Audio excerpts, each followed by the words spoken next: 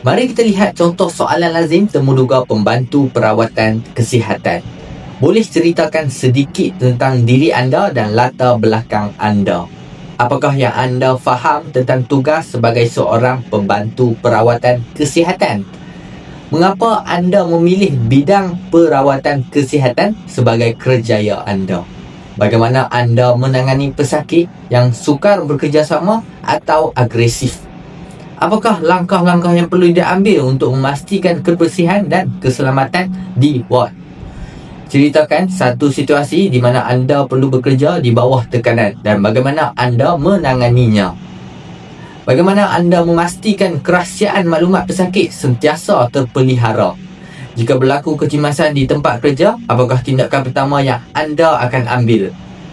Bagaimana anda bekerja dalam satu pasukan bersama jurawat dan pegawai perubatan? Dan yang terakhir sekali, apakah kekuatan dan kelemahan diri anda yang berkaitan dengan jawatan ini? Kalau anda berminat untuk dapatkan template fail temuduga atau template resume, anda boleh klik beg kuning dekat bawah ni.